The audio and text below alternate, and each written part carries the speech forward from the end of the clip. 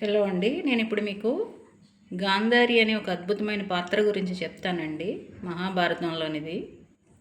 అది చెప్పే ముందు క్లారిటీ కోసం ఈ చార్ట్ చూడండి.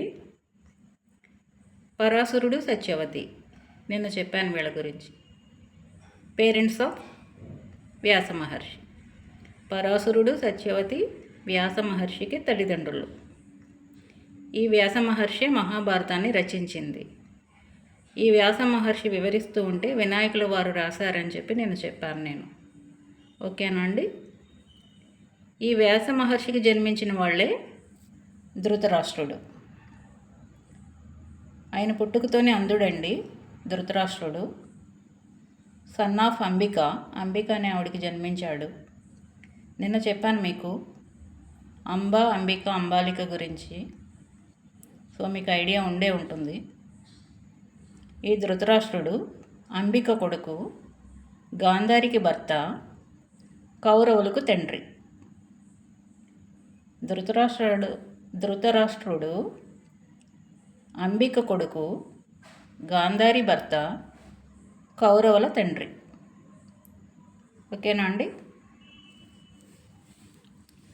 వ్యాస మహర్షికి ఇంకో కొడుకు పాండురాజు, తల్లి అంబాలిక. వ్యాస మహర్షిని చూసి అంబాలిక భయపడిపోయి ఆమె ముఖం తెల్లగా పాలిపోవడం వల్ల పాండురోగంతో పాండురాజు జన్మిస్తాడు.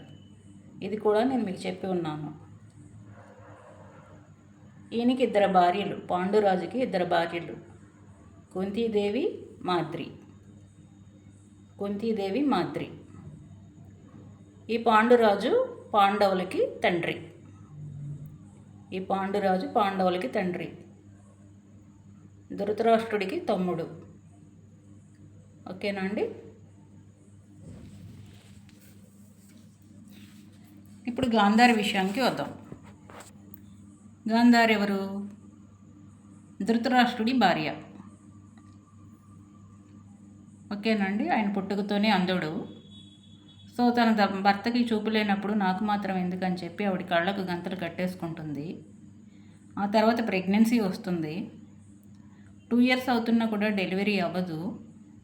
దాంతో ఆమె ఉక్రోషంతో తన కడుపును తను బాధేసుకుంటుంది. ఎందుకంటే తన తోడికోడలైనటువంటి కుంతీదేవికి అప్పటికే ధర్మరాజు జన్మించి ఉన్నాడు. సో తాను మాత్రం 2 ఏళ్ళు అవుతున్నా తన ప్రెగ్నెన్సీ డెలివరీ కాకపోవడం వల్ల ఆమెకు కోపం వచ్చి తన కడుపును తానే బాదుకుంటుంది. అలా బాదుకోవడం వల్ల ఒక మాంసపు ముద్దకు మాత్రమే ఆమె జన్మనిస్తుంది. కాకపోతే అంతకుముందు గాంధారికి వ్యాస మహర్షి వరం ఇచ్చి ఉన్నారు, 100 మంది పుత్రులకు జన్మనిస్తావని. ఆయన వరం వృధా పోకూడదు కదా, అందుకని ఆయన వస్తారు. వచ్చి ఆ మాంసపు ముద్దని 100 ముక్కలుగా కట్ చేసి 100 జాడీల్లో భద్రపరుస్తారు. 101 ముక్కలుగా కట్ చేస్తారండి. 100 మంది అబ్బాయిలు, ఒక అమ్మాయి. సో దాన్ని భద్రపరుస్తారు. ఆ 100 మంది జన్మిస్తారు. తర్వాత వాళ్ళే కౌరవులు. వాళ్ళు సహజ రీతిలో జన్మించలేదు కాబట్టి వాళ్ళ ఆలోచనలు, పోకడలు కూడా అసహజంగానే ఉండేవి. పుట్టుకతోనే వాళ్ళు పాండవుల పట్ల ద్వేషాన్ని పెంచుకున్నారు. ఆ ద్వేషాన్ని పెంచి పోషించింది శకుని ఎవరంటే గాంధారి అన్నగారు. చెల్లెలు జీవితం నాశనం అయిపోయిందనే బాధలో ఉండేవాడు ఆయన. తన చెల్లెలు ఒక గుడ్డివాడిని పెళ్లి చేసుకోవడం ఆయనకి ఇష్టం లేదు. అయినా సరే ఆమె చేసుకుంటుంది. ఆయన కోపానికి మొదటి కారణం అది. నిజానికి తన బావగారు రాజు కావాలి. అంధుడు కావడం వల్ల ఆయన రాజు అవ్వలేడు, పరిపాలన సాగించలేడు. కాబట్టి ఆయన తమ్ముడైనటువంటి ధృతరాష్ట్రుడి తమ్ముడైనటువంటి పాండురాజు రాజు అవుతాడు. తన చెల్లెలు అనుభవించాల్సిన సుఖాలు, తన చెల్లెలు పిల్లలు అనుభవించాల్సిన సుఖాలు కుంతీదేవి, ఆమె పిల్లలు అనుభవిస్తున్నారన్న కోపంతో పాండవుల పట్ల విపరీతమైన ద్వేషాన్ని పెంచుకుంటాడు. అదే ద్వేషాన్ని తన మేనల్లుళ్ళకి నూరిపోస్తాడు. ఆ రకంగా పాండవులకి, కౌరవులకి వైరం అనేది చిన్నప్పటి నుంచే ఉందండి. ఇకపోతే పాండురాజు అంబాలిక కొడుకు, కుంతీదేవికి మాద్రికి భర్త, పాండవులకు తండ్రి.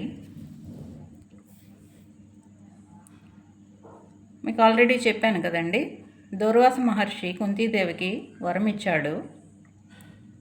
ఆ వరం ఏంటంటే ఆమె ఎవరికి బిడ్డను కనాలనుకుంటే ఒక మంత్రాన్ని పఠించి కనవచ్చు. ఆమె ఆ మంత్రాన్ని పరీక్షించే ప్రయత్నంలో ఒక బిడ్డకు తల్లి అవుతుంది. అతనే కర్ణుడు. పెళ్లి కాకుండా తల్లి కావడంతో భయపడిపోయి ఆ పిల్లాడిని నదిలో వదిలేస్తుంది, ఒక పెట్టెలో పెట్టి. ఆ పిల్లవాడు పేదరికంలో పెరుగుతాడు. కొంచెం పెద్దవాడు అయ్యాక దుర్యోధనుడు ఆ కర్ణుడిని తన ఫ్రెండ్గా చేసుకుని ఆ తర్వాత రాజుగా చేస్తాడు. ఆ కృతజ్ఞతతో పాండవుల తరపున కాకుండా దుర్యోధనుడి తరపున యుద్ధం చేస్తాడు కర్ణుడు. తన స్నేహితుడి కోసం తన ప్రాణాన్నే పణంగా పెడతాడు. బహుశా స్నేహం అంటే ఇదేనేమో.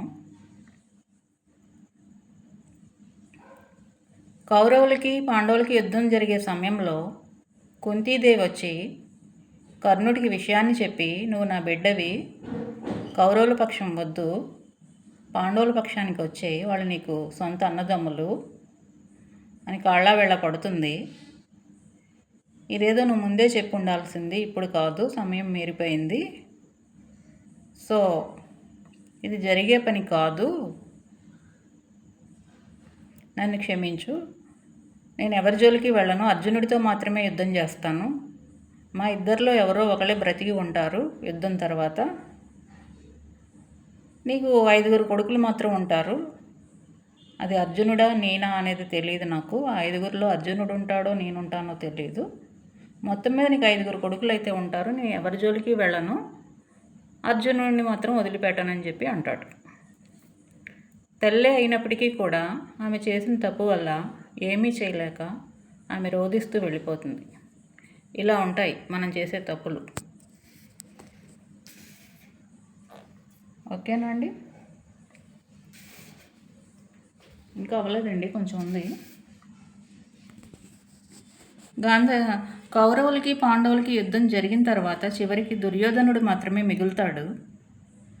ఆ ఒక్క కొడుకునైనా మిగుల్చుకోవాలనే ఉద్దేశంతో తనకున్న దివ్యశక్తులన్నీ తన కొడుక్కి దారబోయాలని అనుకుంటుంది గాంధారి.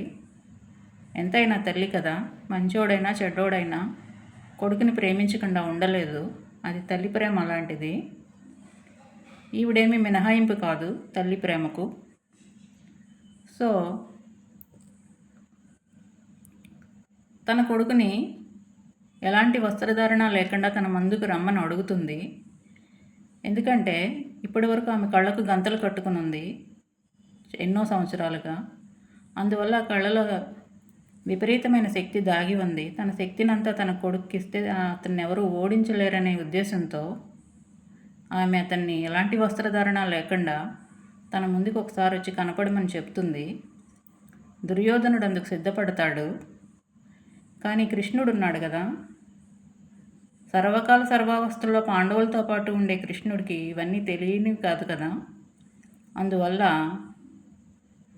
దుర్యోధనుడిని వారిస్తాడు. తప్పు, అలా వెళ్ళకూడదు, ఆవిడ నీ తల్లే కావచ్చు, ఎంత తెల్లైనప్పటికీ కూడా ఎలాంటి వస్త్రధారణ లేకుండా తల్లి ముందుకు వెళ్ళకూడదు, కనీసం నీ తొడలను దాచిపెట్టుకో, ఏదైనా క్లాత్ చుట్టుకో అని చెప్తాడు. సో దుర్యోధనుడు అలాగే చేస్తాడు. తల్లి ముందుకి వస్త్రాలు లేకుండా వెళ్ళడానికి సిగ్గుపడతాడు. అందుకని కృష్ణుడు చెప్పినట్టు చేస్తాడు. అదే అతను చేసిన తప్పు. సరే, గాంధారి తన గంతలు విప్పుతుంది, కళ్ళకున్న గంతలు విప్పుతుంది, కొడుకును చూస్తుంది. కానీ అతని ఒళ్ళంతా శక్తి, అతని ఒంటికి శక్తి లభిస్తుంది ఒళ్ళంతా, ఒక తొడలకు తప్ప, ఎందుకంటే అవి కప్పబడి ఉన్నాయి క్లాత్తో. సో గాంధారికి అర్థమవుతుంది ఇదంతా కృష్ణుడి పని అని. చివరికి దుర్యోధనుడు చనిపోతాడు యుద్ధంలో. మామూలుగా అయితే అతన్ని ఎవరూ చంపలేరు. కౌరవులకి పాండవులకి యుద్ధం జరుగుతున్న సమయంలో దుర్యోధనుడితో భీముడు యుద్ధం చేస్తాడు. ఈ దుర్యోధనుని ఎలా చంపాలని సతమతం అవుతూ ఉంటే శ్రీకృష్ణుడు సైగ చేస్తాడు తొడల మీద కొట్టమని. ఆ రకంగా భీముడు తన గదతో దుర్యోధనుడి తొడలను విపరీతంగా గాయపరుస్తాడు. ఆ బాధతో అతను చనిపోతాడు. ఇదంతా చూసిన గాంధారి తట్టుకోలేకపోతుంది. తన కొడుకు చావుకి కారణమైన కృష్ణుణ్ణి ఆమె శపిస్తుంది. భగవంతుడినే శపించగలిగేంత శక్తి ఆమెకుంది. అంత గొప్ప మాతృమూర్తి ఆవిడ. నా వంశం ఎలా అయితే నశించిపోయిందో నీ యదువంశం కూడా అలాగే నశించిపోతుందని చెప్పి కృష్ణుని శపిస్తుంది ఆవిడ. చివరికి ఆవిడ అన్నట్టే జరుగుతుంది. కృష్ణుని వంశం కూడా నశించిపోతుంది. ఇదంతా అయిన తర్వాత కురుక్షేత్ర యుద్ధం ముగిసిన తర్వాత గాంధారి, కుంతి, మాద్రి వీళ్ళందరూ కూడా అగ్నికి ఆహుతి అయిపోయినట్టుగా చెప్తారు. ఇదండి మహాభారతంలో ఉన్న మహారహస్యం. ఓకేనండి.